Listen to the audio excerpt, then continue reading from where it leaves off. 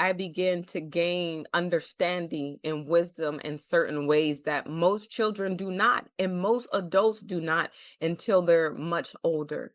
I believe everybody's here to solve a problem. And people wouldn't think that me being a mother is solving a problem because you answered the call. You answered the call to bring another human being on this planet that may solve a greater problem. World peace, world hunger. I don't know. Don't just check up on the child, check up on the mother too. Ask them about their mental health.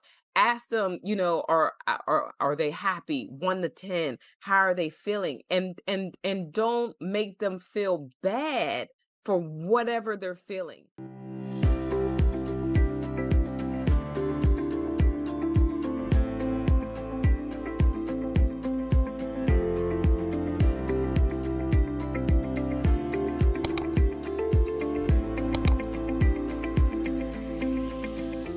Welcome back to the I Think I Love My Kids podcast. I'm your host, Latoya, and I'm here with a really special guest. Her name is Tamara from the GPS podcast.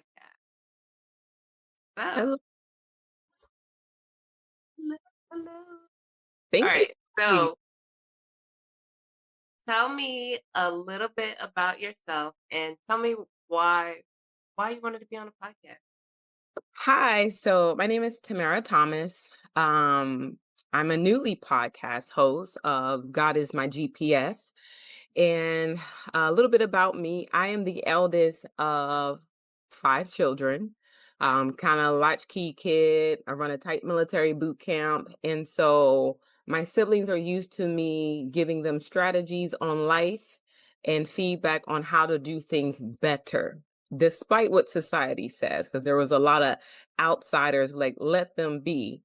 But let them be can lead to destruction. The reason why I wanted to be on your podcast because in 2021, both of my sisters were pregnant, including me. This was not planned.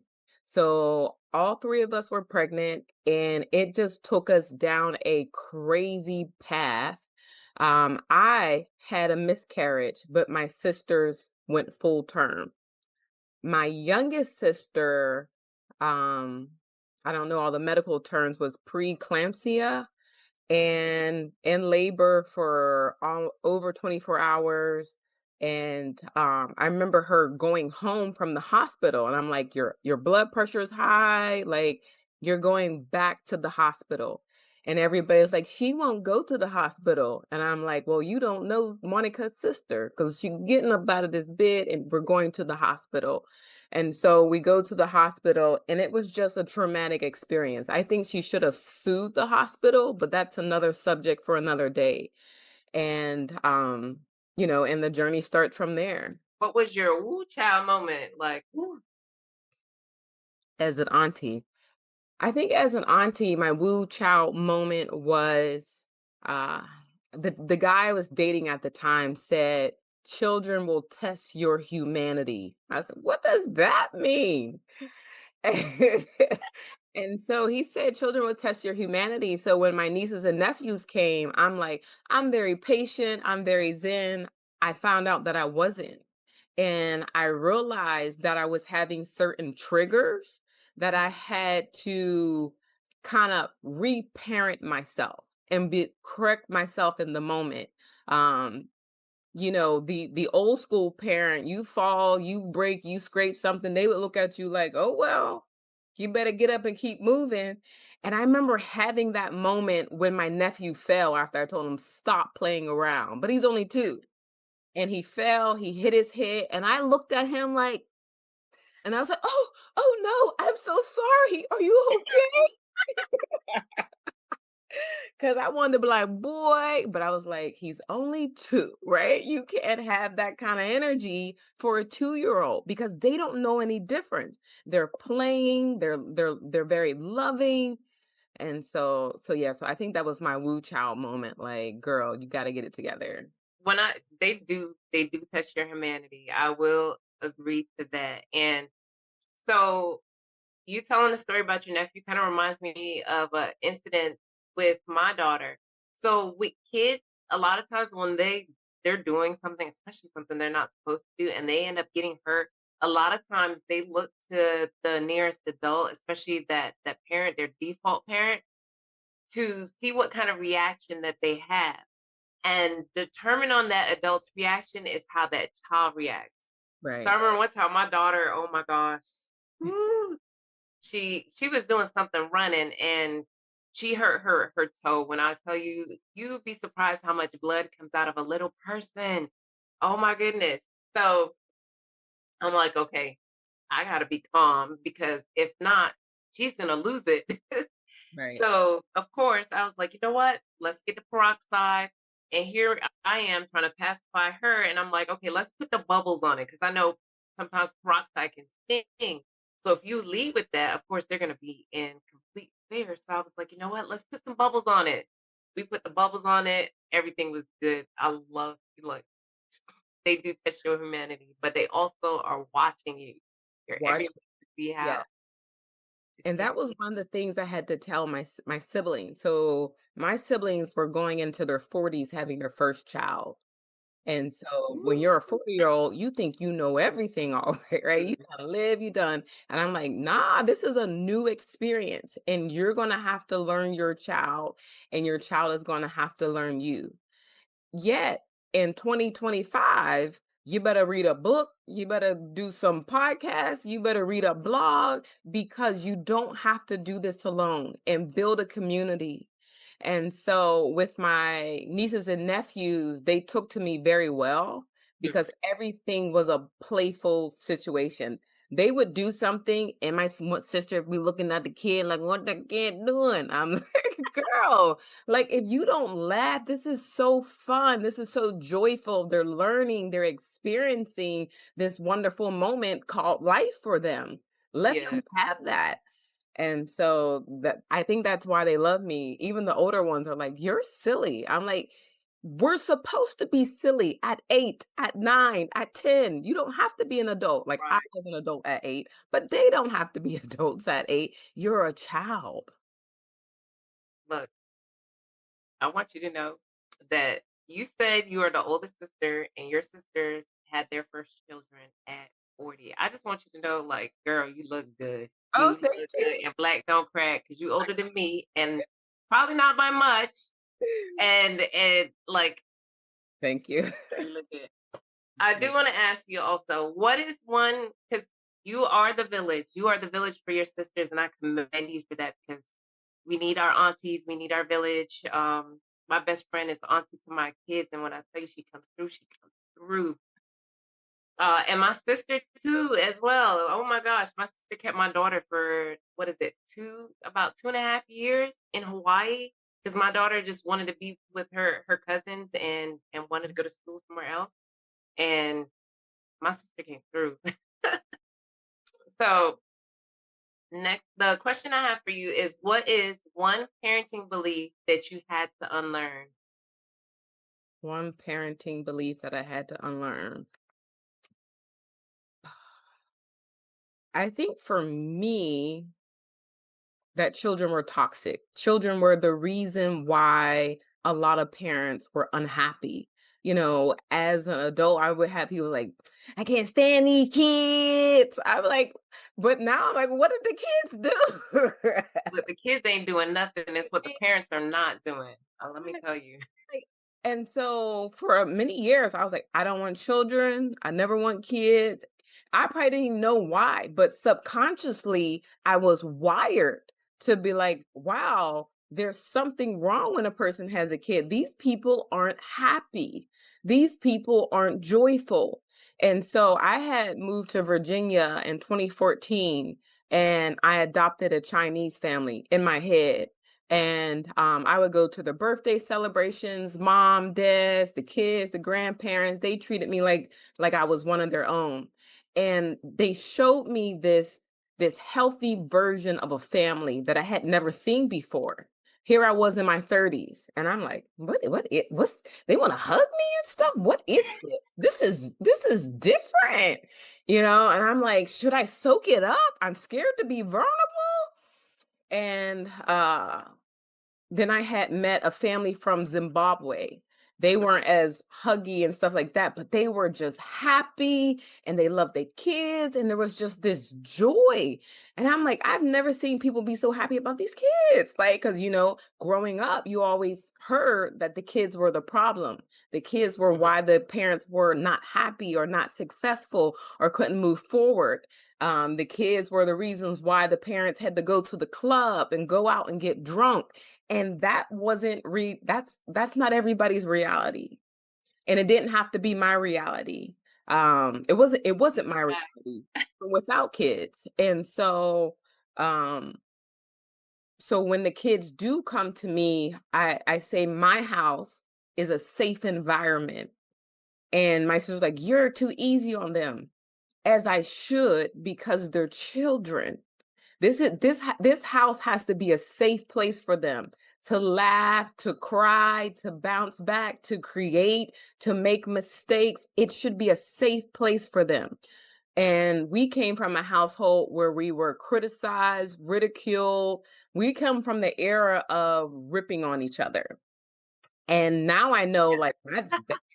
But back in the day, I had flows. Like, you say something to me, I had bars, and I was proud of those bars because I was gonna tear you up and make you cry. And then sorry. Look, we grew up in that Martin era, watching Right, Martin, James right. Fox. Yes, I look in Living Color, girl. I understand. Look, I Yeah, I get it. I get it. And you tend to realize like that you feel a certain way when you're the child that you feel like everybody in the family is basically jonesing on you. right. And it's like, what did I do to deserve this kind of treatment? And you don't even realize that it's everybody getting the heat, but you don't feel that. You only feel what you're feeling, you know? So I totally, totally get that. I know sometimes a lot of okay, so this is what it was. A lot of parents, you feel like a lot of parents just hate their kids, and you didn't experience the different family dynamic until you went and experienced other families. I Yes. got to experience a lot of other families too, being part of the singles Bible study group at my church when I was in Hawaii. And every Sunday after church, they would invite us over to have lunch after service. And a lot of different families from a lot of different cultures got to open their homes. So we had military families from all over the world, local Hawaiians, Polynesian families, Mhm. families from the Philippines, um, that opened their homes to us. So you definitely got to see the different family dynamics. Our pastor and how he interacted with their kid. His wife interacted with their kids, and I took away so much from it. Like my whole life, I've been around families. I've been an army brat where my mom was feeding other families and her soldiers. So they were Mhm. coming over. I babysat my next door neighbor in New York. She was a nanny. I worked for her at one point. So I have so much experience with kids, and then just getting to see that other side with the dynamic families as well. It's it's crazy. And then being in the military, hearing the different stories from from other soldiers, like how they were raised, and it's just like, oh wow, look, I'm not even gonna go into the whole how I feel about the people that join the military, but a lot of us got a lot of trauma healing that we need to do and Yeah. overcome. And what I've noticed is that the reason why you probably felt that parents didn't like their kids is because they were overwhelmed and stressed out. And I'm sure you've seen it with your sisters. So, and it's a lot. 'Cause I was just talking with my friend today. Like your kids from birth, they're studying you. That's Whether right. they're sucking on the bottle or at the teat, like they are observing you. In the Yep. toddler stages, they're watching everything you do so that they can mimic you. So it's Everything. like if you are not setting a good example, or if you have healthy habits, they're picking it up Keeping it up. regardless, you know? I always say, I told my sisters, I said, "We are the children's first teacher." And I said, "So if you don't laugh and smile, this child ain't gonna laugh and smile." Because my one niece, I can't show a picture, but she looks like a bobblehead. She like and literally came out the womb like that and stayed, and she's still like that 3 years later. She's just like, "Auntie, guess what?" And her mom is like, "This girl is crazy." And my nephew's just like, "Hi, hi." I'm like, "Are you okay?" "I'm fine." I'm like, "Where's the emotion, kid?" And my sister was like, "How come my kid's not like that?" Because I like, "You're not like that," like he Like that, right? notes from you, and I'm fine. I'm Look, I wish. I'm trying to figure out, but then again, you know what? They got a lot of different from me. I'm right. not even gonna lie. That's smart mouth. Yeah, I'm fine. I can't wait Oh till you man. tell it all. So I know we talked about how a lot of parents are stressed out and that's why they feel that way. What is something, even when your nieces and nephews are triggering you, how do you stay grounded when you're overwhelmed? I had my village. My village came through for me, you Right. know, getting out the military. Right now, my son, he's 9 years old. He lives with his dad. He lives with his dad. His dad is it's great. They are amazing together. Mhm. And I don't mind having him as part of my village. We butt heads a lot, a lot, but at the end of the day, a boy needs his dad in his life, and if his dad is still showing him how to be a man and to do the right thing, where can you fault him for that? Let him be the Right. you know? My son is safe, he's okay. And he has extended family that are always there. They're always there. I appreciate What do you have to say to the people that think just because you don't have any kids that you can't tell them about being a parent? Hush it up. No, I'm just kidding. Look, I look, look, look, look, come back in the camera and roll your eyes again. Well, yeah, hush it up, right? About what in the world? I think so for me, like I said at the beginning, like I was a latchkey kid at age 7 or 8. I had started to cook on top of a chair at the age of 3 and 4, serving my aunts and uncles. So I was unfortunate but fortunate. And I believe that God doesn't make mistakes and gave my parents who weren't mentally ready to be parents, a child who had skill sets that most people in the world probably do not have. And so I was able as a small child to I would watch adults and I'm like, that's not working for them. So that's not going to work for me and it's not going to work for my siblings. And we grew up in a time where there we were exposed to gangs and drugs and things of that sort. And so strategizing to get me and my siblings to school and back without us being murdered is a lot. And then coming home and establishing normalcy while my mom was either at work or passed out somewhere. And we had to learn how to go grocery shopping. By the age of 11, I remember the man said, "Where's your mother?" And we had to lie and say, "She's down the street." She told us to come in here. We had our little list because we would make little lists. And then we had our money because people still did cash then. And we would strategize, okay, well, chicken nuggets is this much money, the french fries is this much. Oh, but this one's on sale, which is allows us to have this much money left over so we can buy ourselves candy. And so we were constantly making adjustments to fit our lives, fit our little lives, all four of us. So I'm 11, Sherry was 10, Monica was 8, David was about 6 or 7. And I practically ran my mother's household until I was about 15. And when I rebelled and decide, you know what? I'm trying to enjoy my teenage years. My mom literally crumbled. And I was like, "Girl, these is your kids." But she did not have the skill set to support or to run a household. And I think in certain regards, she felt bad that she was putting all this responsibility on me, but at the same time, she didn't know how. And so I've been babysitting since I was 8 or 9, but I negotiated rates at 8 or 9 too. You want me to babysit your kids while you go out with my mom? This is how much money I want. And so Yeah. I did nothing for free. And they're like, your child trying to hustle me. No. Oh, look, I get it.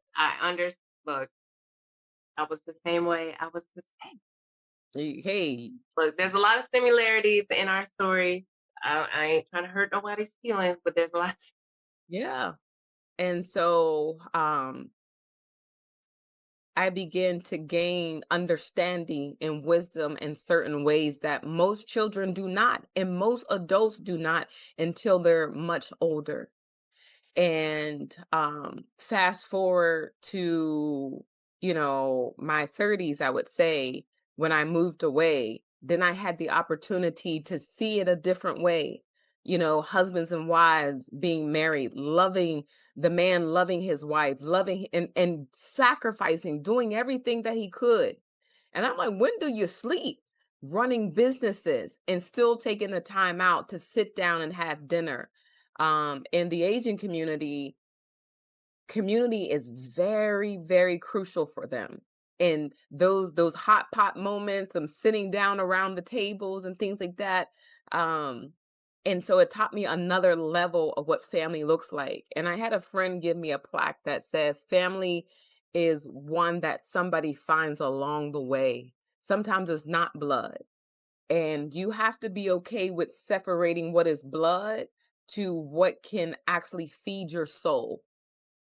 And a lot of people are, including family members, can be blood sucking leeches. Like, Mhm. so you gotta be like, all right. This is why I look young because I'd be like boundaries. Block. I'd be like, block, block. Look, I get it. I get it. Because I have a cousin that's the same way. She's the one that does not have any children, even though me and my sister do. Now we have a big between me and my oldest of my younger two brothers is a 10-year gap. So Mm. I was mom's babysitter too. Uh, but I think my cousin, she was raised by my grandparents, which me and my sister was as well while my mother was overseas. Okay. But when I was 9 years old, I moved in with her. So that's when I learned how to cook and how to prepare food and everything like that, which is something I also taught my kids early because I just want them to also be able to self sustain. Yeah. It was just, it is what it is. Like, look, It you're going to have to irritates learn how to do this the regardless. 8-year-old that can't tie their shoe. Can't tie their shoe. What the? And it bothers me. I don't, people like Tamara, they don't have to, I said, they have to learn to do the basics. The You're basics. not always going to be around. So my dad left the home towards the tail end of my 3rd grade. In the first and second grade, my dad taught me how to ride a bike, how to roller skate, how to create furniture and build it from scratch, how to catch mice, how to problem solve. So by the time my dad was out of the house in 3rd grade, as a grown woman, I still carry those traits. And my dad, who's getting to know me now in my 40s as a woman, he's like, "You're doing a lot of stuff that I always wanted to do." I was like, "No, I learned it from you." And so when you say like your parent is your first teacher, I was soaking up all that information in those 2 years. Like, wow, this is how you do this is how you do that, da da da. And so I would call my dad, like, the tub is leaking, and he says, "Okay, take the panel off." And he would talk me through what I was seeing, and my brain would just pick it up, and I would just go in and fix it.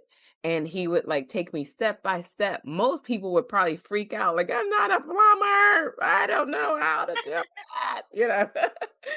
And so um I believe that kids are more capable, they more capable than what we give them.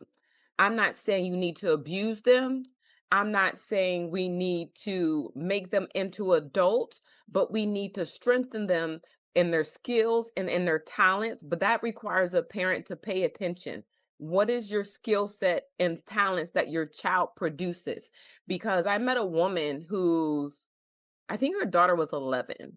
And she was like, "Oh, my daughter's an artist like you, Tamara." And I said, "Okay," because people be trying to play artists. And I was like, "Well, what does that mean? Like, what does that look like?" And her daughter, we were eating hot dogs, and her daughter like rolled up the aluminum foil, made earrings out of it while we're at the table. I like, "Yo, that is hard." And her mom was like, "Ah, she always does that stuff." I said, "Don't you disregard your daughter's talent." I said, "Your daughter can be selling aluminum foil jewelry and college can be paid for if that is the route that she decides to go. I need you to invest in your child now. This is a business opportunity. Your house can be paid off. Your car can Right. be paid off. Stop disregarding the things that your kid does as cute. Some kids are cute because they're doing things to be seen, but when a child does something instinctively, like, something like that, that's a gift. That's a God-defined talent that you, as the parent, if you don't know how to shape it, find somebody who does. Yes. And so I'm like big on that. Like when people be like, "Oh, my kid is so cute." No, this is not cute. This is a business opportunity. This is money to be had. Look, I done bought nail kits, drums, bracelet making sets, the stuff that you use to make fake wounds. Right. Look, everything, everything just to invest into whatever their interest is. And sometimes, look, I'm not gonna force them. If they fall out of love with it, they fall out of love with it. I have a craft room full of some crafts that I do not use anymore, but we're gonna get rid of it soon. My sister still crafts, right? So my mom would buy us easels and paint supplies, and we would crochet rugs, and then we start crocheting our hair. Who knew that the crochet in the rug would translate to crochet in the hair? And so, I learned how to install floors. yes, yes. I just did one, what, 2 years ago. I was like, I was like, what? You never done that before? I said, I've done it 1,000 times in my mind. What kind of legacy are you building through your work and your yeah. What kind of legacy are you building through your work? I think when I think of legacy, I think of community is a big thing for me because I think for me growing up, I had a family, but I didn't feel like I had a community. And I think secondly is having a voice. I think everybody has something to say and something that they're put on this planet to do. I've been talking to a lot of people who having suicidal thoughts and it's because they're lacking strategy for what is their next, or there's something that they didn't do prior because of fear, because maybe they felt invalid or people didn't validate that gift or that talent. And I want people to take a chance on themselves. I want people to honor the God-given gifts and talents that has been placed inside of them because it's unique. Even if it seems so simple or so minute, don't disregard it. I have a thing on my YouTube, a little like I'm spitting some bars, and I say, "Don't let them scrub you away." And we have Oh, to. I love that one. Oh my gosh, I love that poem. I Oh, listened to it like twice.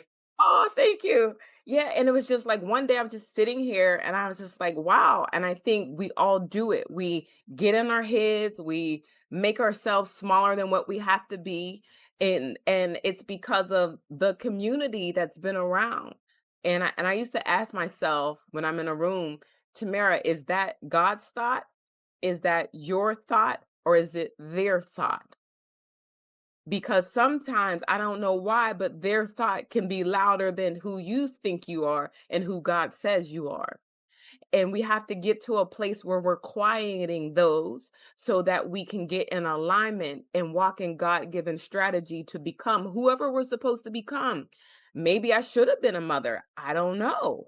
because I was always listening to these voices over here. Maybe I should have been married by now. I don't know about the real estate that I was running into, but maybe I had never ran into that person or never met that person because I was so tied up to what was over here. And so if we can build legacy to allow people to embrace who they truly are from from a way of showing up in society to actually answer and solve a problem. I believe everybody's here to solve a problem. And people wouldn't think that me being a mother is solving a problem because you answered the call.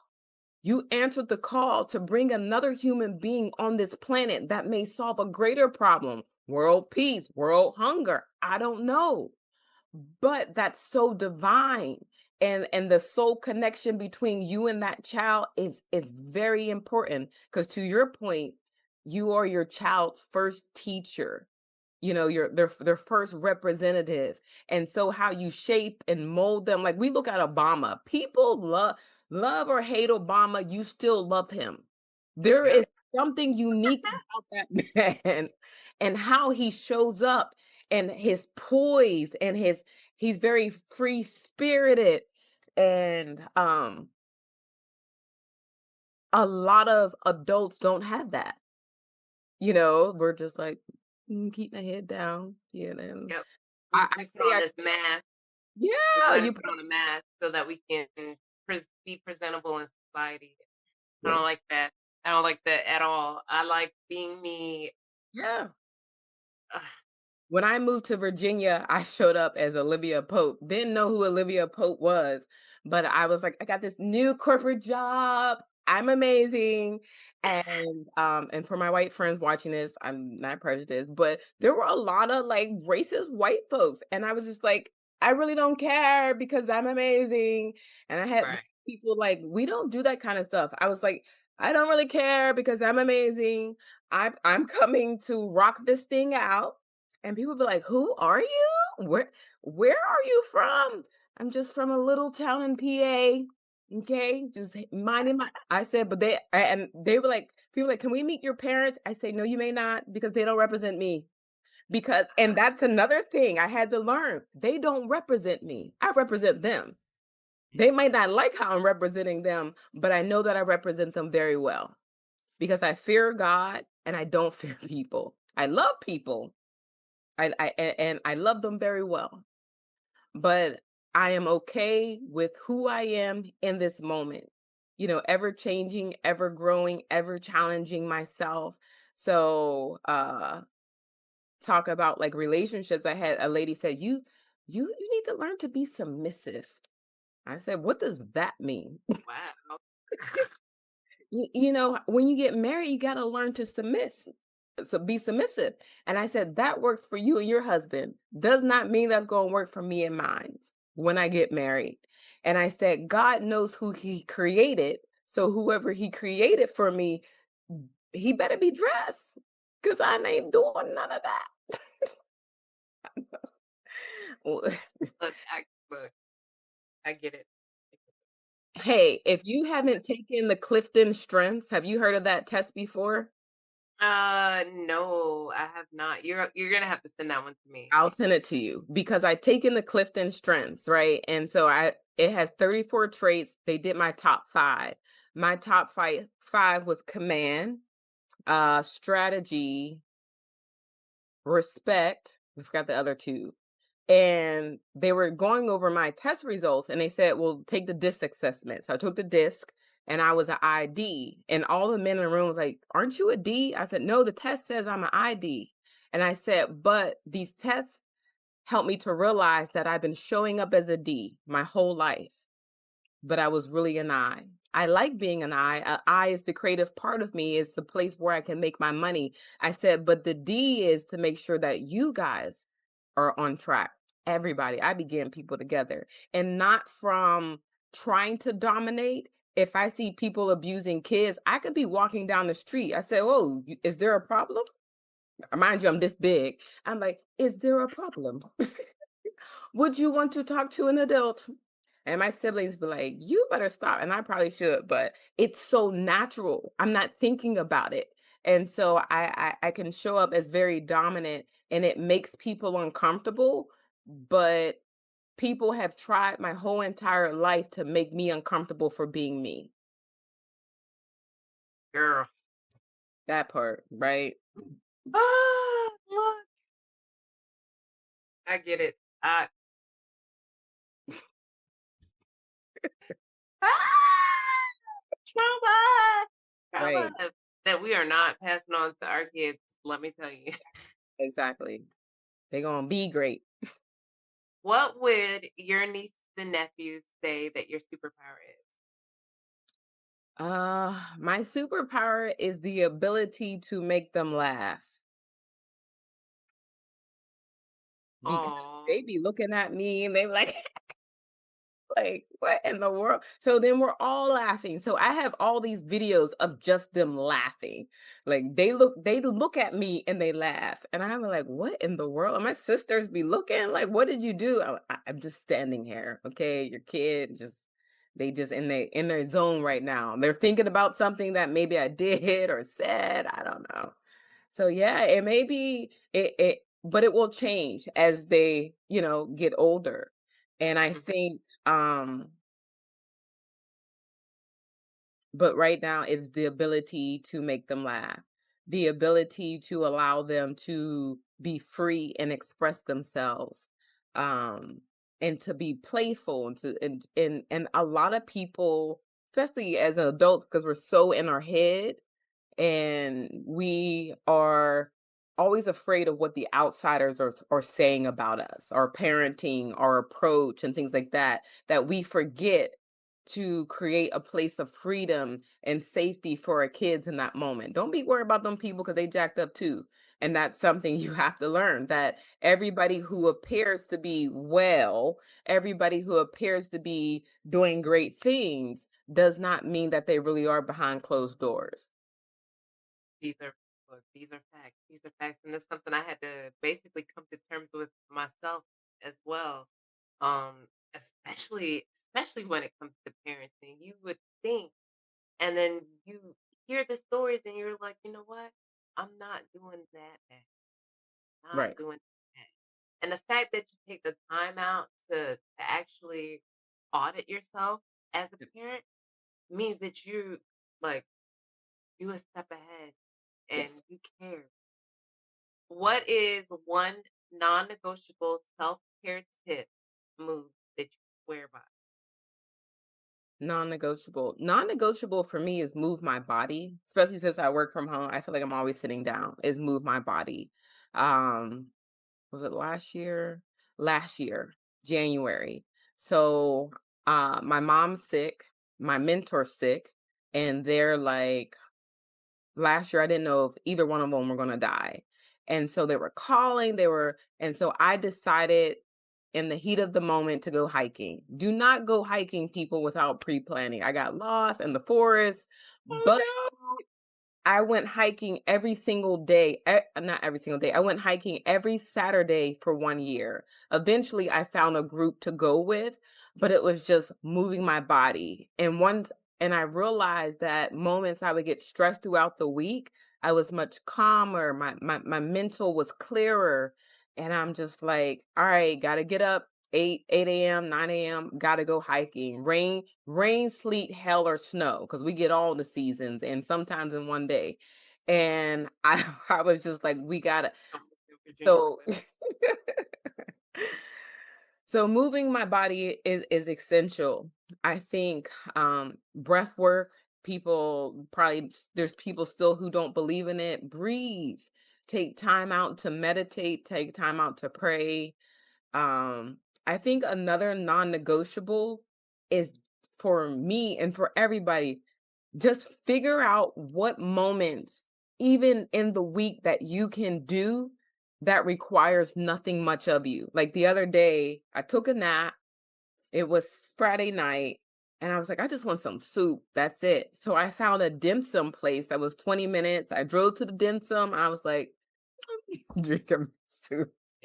And it was so, like, zen for me because 'cause I'm just like, "Let somebody else cook, let somebody else do it for you." Then I went shopping, didn't buy nothing because some lady, like, ate up my time. She started talking to me in the store, but I'm just like, "Maybe this is what she needs," that human connection, and she was, "Thank you, honey, for being so nice to me."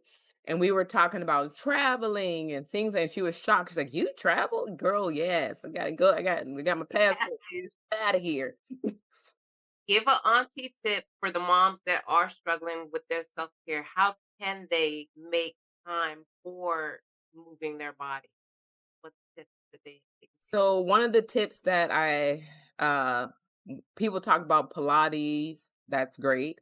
A trampoline that you and your kid can jump on, the little rebounders, those are great. Um, One of the ways, like I said, me and my nephew, we play tag, you're it, and he got a little leg, so he can't run but so far, but we run in a circle. And so we're not playing tag or it. We still run in a circle throughout the house. And I'm like, chase me.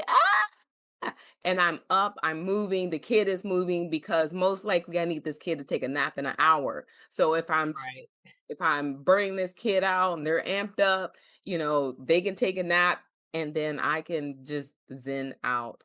Find a good book to read, maybe a good movie. I know that for Emily, when her husband would put the kids to bed, they are classically trained pianos and violinists. And so they would put the kids to bed and then they would do what they do. They would, play their piano, play their violin and things of that sort. But yeah, so for new parents, movement is key. For new parents, it's okay to reach out to people and say, I'm tired. Um, can we get into the postpartum section? Do you want me to kinda Yeah, segue? go ahead. Go ahead. Yes. So, my sister who had the boy, the one I had to make to go to the hospital, shortly after she got out of the hospital, you could see, like, a change in her face and her features. She walked around like this throughout the house, and I'm like, "What in the world?" I wanna say 2 or 3 days after she popped out that baby, that I kept the baby that night, and she was at the club getting drunk.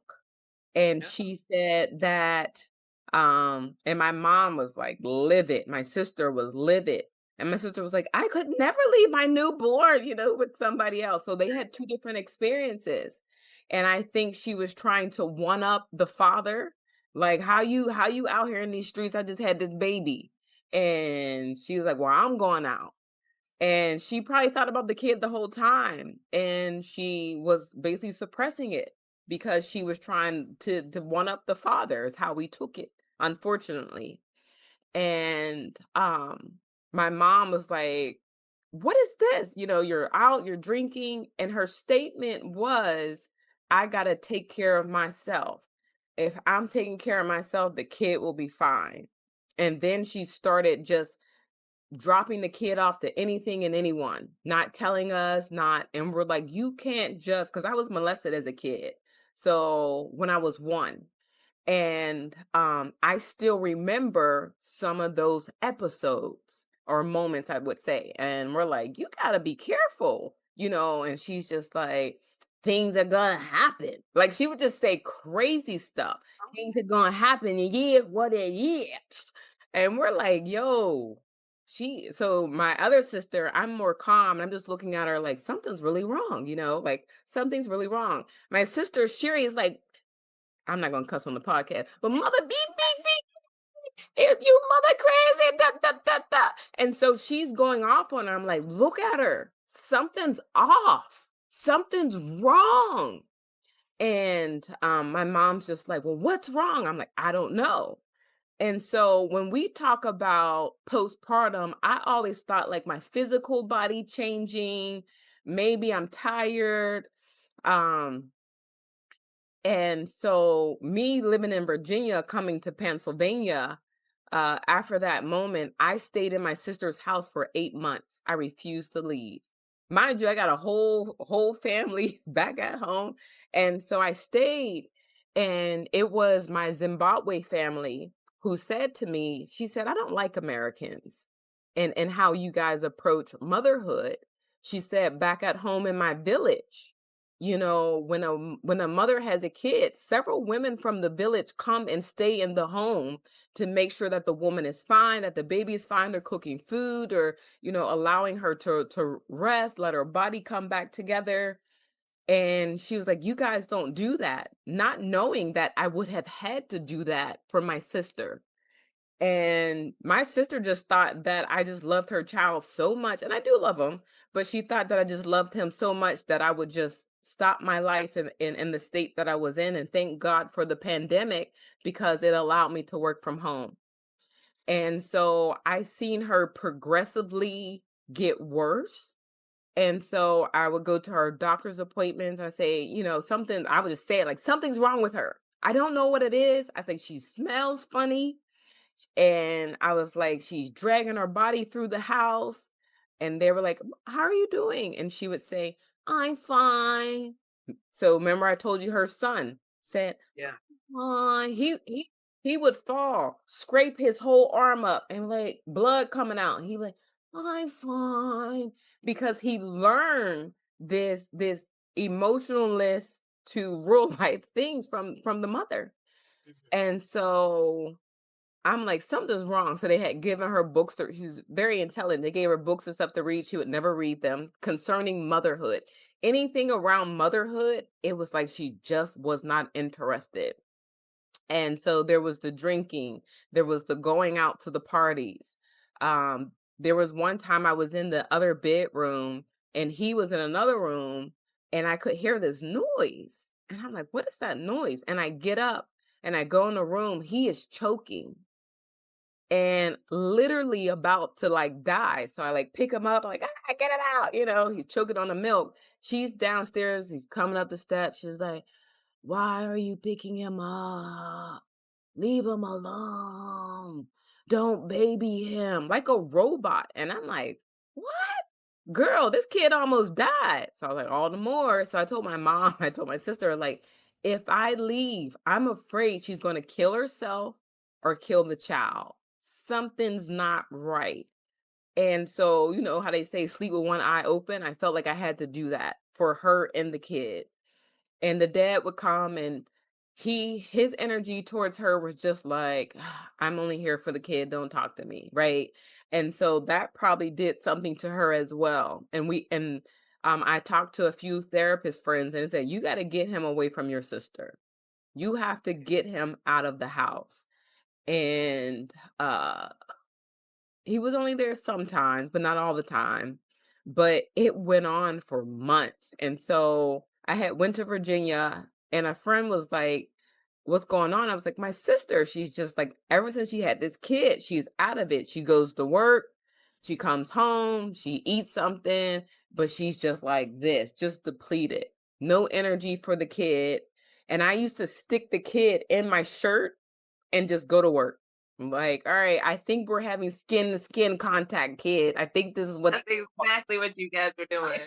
I think this is what they call it, okay? I hope you enjoy it." But I would be in a Zoom call just like this, and they would see this little baby's head pop up, and I'm like, "This is my co-host. We got to keep this moving." And so Right. directing calls and things of that sort. And she said, I said, "People say she has postpartum, but I don't think it's postpartum. I think it's something else."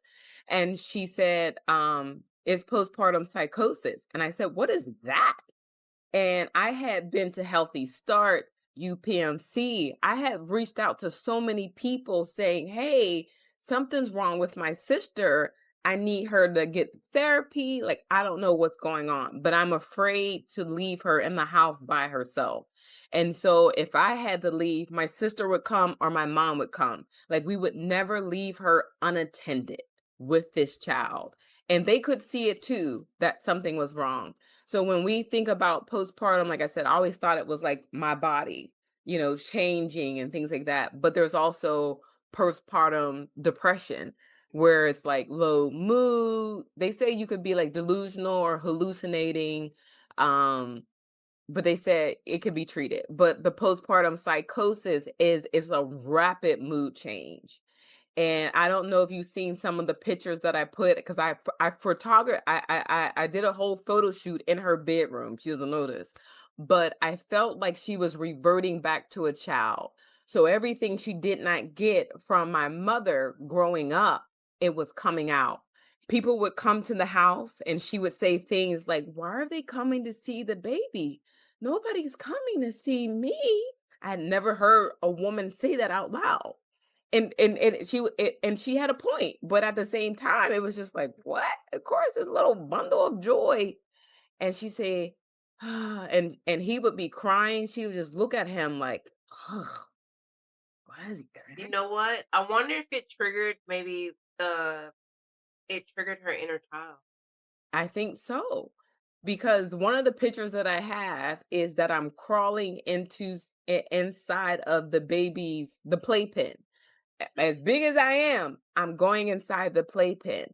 And I'm like, this speaks volumes because this is what is happening to her.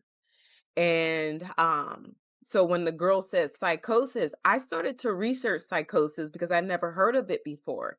And psychosis, when I YouTubed it, it was a bunch of men. It was a bunch of husbands that said, if I knew what I knew now, my wife would still be alive. If I knew what I know now, my child would still be alive. And so in the medical community, or in communities in general, because it's very rare, it's not talked about. And I don't think people are trained. And I think one of the things I would tell people watching this, like if you have a family member who has a baby, don't just check up on the child, check up on the mother too. Ask them about their mental health. Ask them, are they happy? 1 to 10. How are they feeling? And don't make them feel bad for whatever they're feeling. Allow them to share those moments because they got so bad that my sister's actions and her behaviors and things that she would say, that her friends who were teachers, who were mandate reporters, would be like, "I got to leave your house because you talking crazy. I'm going Right. to report you." And so she thinks that I reported her, but I didn't. And eventually someone called CYF, and I believe they called because eventually she kicked me out after those 8 months and said, "Get Mm, the F out my house." But I think it was the crazy, she still had the crazy juice. She was still yeah. this chemical imbalance and trying to find her way because she felt like her whole life stopped. She could, before she would go to the club, she was traveling, and she thought that her whole world was going to stop. And I had to start telling people, stop coming to me about my sister. Go to her directly. If you really care about her, reach out to her. Tell her your concerns. She's a highly intelligent young lady. Speak to her about how you're feeling and what you're seeing. I said, but don't degrade her, don't belittle her. Don't make her feel small. I said, because this is a scary time for her. This is new. You got changes happening in one's body. And one person did. I think one person out of, let's say, 10 different women. And And that's cousin crazy. one. People around And you watch you suffer and not do anything. And and so I said, and I remember saying to her friend, your friendship with my sister, it is more important than the preciousness of this child. You refuse to tell her the truth that you're willing to allow my nephew to die while you guys maintain a friendship. Interesting. And I said, so I'm looking at all of y'all. Y'all are all a little crazy. Little, I'm judging. Now I'm in my judging bag. And rightfully so. And so, to your point, she was reverting back to a child. I think those hormones and she was having her own psycho episodes, and she doesn't remember. So when we talk about depression, you can remember like, oh, I was feeling down. the Psychosis, trauma will make you forget everything. she does not remember. And so we were recording her because she would come home drunk and we would record her like, you want to hear, I didn't say that. You want to hear it? Now we could have called COF and gave them those, like, but we didn't. Right. And like because we were literally trying to help her to get over this hump. So usually for postpartum psychosis, it's usually 3 to 4 weeks, a few months. Some people can be longer. But I think she still needs some parenting tools. I think she still needs to talk to somebody, but she's much better now. My dad did ask me the other day, and hopefully she never sees this, at least not yet. And my dad did say the other day, um, you said she had postpartum psychosis. What's her problem now? Because there's still that disconnect with her child. We know she loves her child, but baby girl, boys and girls, as a parent, it doesn't come with the handbook, but there are tools to help us and to support us. And that maybe that's something that needs to be mandatory for when you bust out that baby, there needs to be a therapist lined up that week, the next week to talk to you, to ask you how you doing, how are you feeling, how has this changed your life, your world? And This country got a lot of strides to go when it comes to the mental health department. I think yes, yes, yes. that is My cousin finally called my sister with her concerns, and she kept checking up on her. She was just like, "Hey, I'm seeing this. I'm trying to understand," because my cousin has 3 kids, and they're all in their 20s. Um, and she's a military person as well, and she said, "You know what, Tamara, you're right. I'm gonna call her." And I said, "Thank you," because my sister was mad at me because I was the only one saying anything out loud. So she thought she was doing well. I said, "Yeah," because one thing that I learned growing up is that people will allow you to stay delusional, mhm. and sometimes for their benefit. Don't allow me to be delusional. Tell me the truth so I can get back on track. So yeah. And I don't know if you've experienced depression or postpartum or you've seen other moms go through that, but the psychosis part, I had never seen it. And I told I've this, I never seen psychosis, but I did go through postpartum depression. okay. The psychosis I told my friend a couple of weeks ago, it's been uh my nephew's three now, and I still am traumatized from that experience because it's like being in the house with a murderer. You don't know if you're gonna make it. You don't know, you're trying to protect the kid, you don't know if the kid's gonna make it, but the murderer, you're trying to protect the murderer too.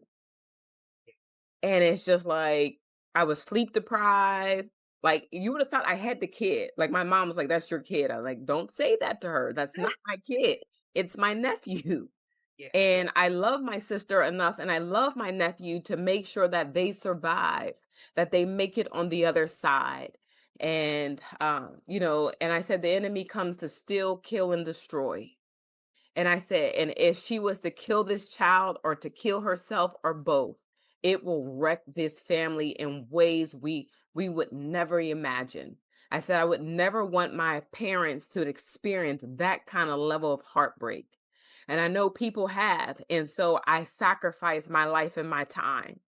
And and a part of me still has I get triggered at times when I see stuff. I'm like, "Oh, what's going on?" Or making sure and wondering too in his development. And people be like, "Oh, he's because he's not the bobblehead," and he's like, he's just very like, "I'm okay. Feel I'm like okay." I'm like, "Nah, kid. Let me. When you come to Auntie's house, we talk. We use our words. You're going to sign language. You're going to work through this because there's nothing wrong with you." I said, "I know people are saying that to you, and I know he hears it because he's very alert. He's very observant." And I said, "But when you come to Auntie's house, we talk. When you come to Auntie's house, we play. You can eat, you can say whatever you want in this moment because you're still developing." And I have a boyfriend now. I don't know how long he's gonna be here. I'm sorry if you hear this, but you know how it is. But yeah, but as a human being, he is the sweetest and he loves children. And so he's so kind to my nephew and he helps him, in his development and because he's a school teacher. And so he's very kind to him and helps him in his development. And I just love that for him. because my sister, because she has a boy child, he he gonna be soft. He's 3. He doesn't know the difference. And so Right. my fear is don't break the child's soul. There's stages to this. Mm. So your son now lives with the father, but did he always? Because there was a stage that he needed the mother, he needed the nurturing. Then they go to the dad. I do believe that there is a time to ship this boy off. 8 or 9 is good age. They say about 6, but he's 3, so he needs that because it gives them balance. So when I was in first and second grade, I was 5, I was 6, I was 7, I was 8. So between the ages of 5 and 8, how much did I learn from my father? And then he was gone, right? I didn't see him for years. And I learned some stuff from my mother in that time frame. I learned what not to do and a lot of stuff. And that's another podcast episode for another day. Well, I I there's I call it I was raised to be a hoe. Ah, no, oh no, girl.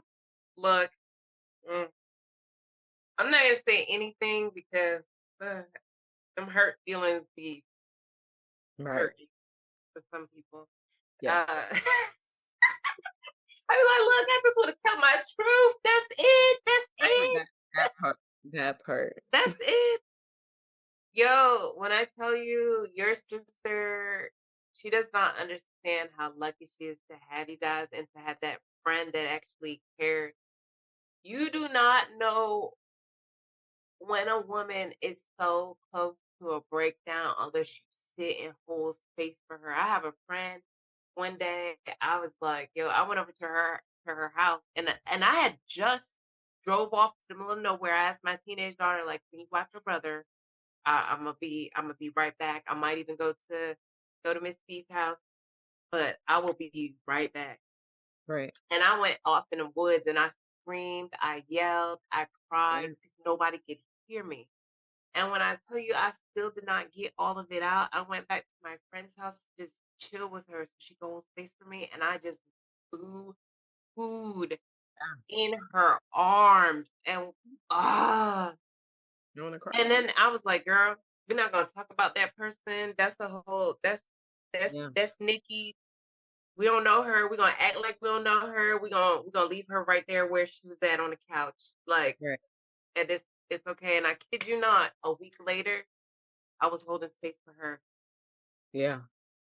And that's what it's like to be a village. A lot of times people are like, "Oh, I don't have a village. I don't have a village." And it's like you have to build one.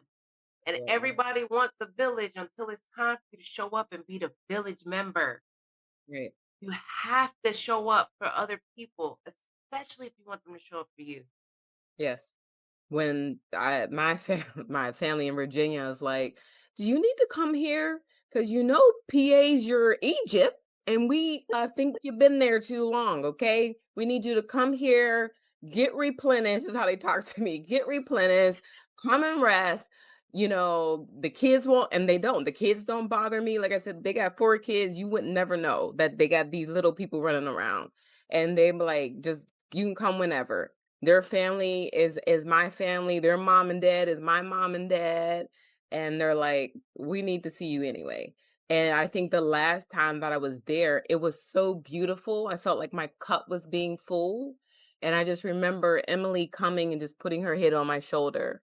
And so me and my siblings, we don't do that. And so I had to do that for Monica, and I'm like, you need a hug.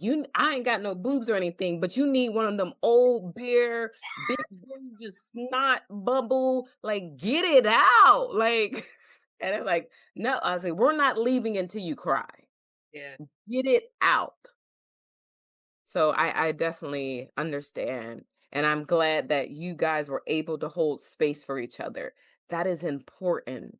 That is important, especially we were doing all this during the pandemic. My mom being sick, the pandemic, the sisters pregnant at the same time, the one going, and through her mental breakdown while trying to raise her kid and, now kind of raising herself. because she had to step back and look at her whole entire life and revamp some things. But she, like I said, she's doing much better, but she still could need just a little bit more nudge, a little bit more, but and I'm All still right. in. Hopefully my content shows up on her timeline and she'll be all right.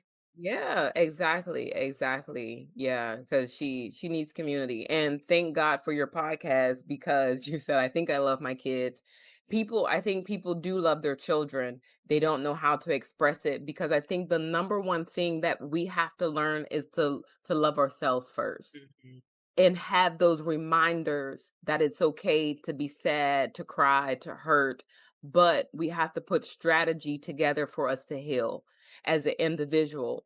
And it's one thing to be tired, but when we're leading to burnt out, and I don't think a lot of us know those warning signs of what burnt out looks like. Like right now, I'm in a state of burnt out. I don't look like it. I know that I am. I'm looking for a therapist now. So if you know somebody, have them call me, but I am like, wow, something's going on with me. And I try to tell my family they don't get it, right? And because I'm the strong one. And I said, they're not your therapist. Go and find some help. But I was like, I'm in a state of burnt out. And it's been a long time coming because I've been in it for 5 years taking care of my family. And Sounds like you need to plan a vacation. That's what I'm hearing. All that I'm hearing. You need to plan a vacation outside the country where well, I nobody just I can just told reach you. I said, "I'll be back in." I said, "I just got new tenants." I said, "I'll be back in 2 years." He's like, "What?" I said, "I think I need that long." I think I need that long. My mom and dad was like, what about Nigel?" I'm like, "That's not my kid." Right. They said, "But that's your little buddy. That's your home." Like, "That is my little buddy. That's my little homie, you know?" And we'll plan something, but right now it's Right. all about me. Exactly, exactly. But yeah, I definitely need a vacation. I'm ready to roll out. And it may happen this weekend. That fast. I'm just like, Hey, do you do gotta do do. what you gotta do. You ain't got no kids. You can do that. I gotta look. I gotta check calendars and check Right. with other folks. Girl, hop on that plane. Exactly. Exactly. Are you going to podcast summit? I will be at fun.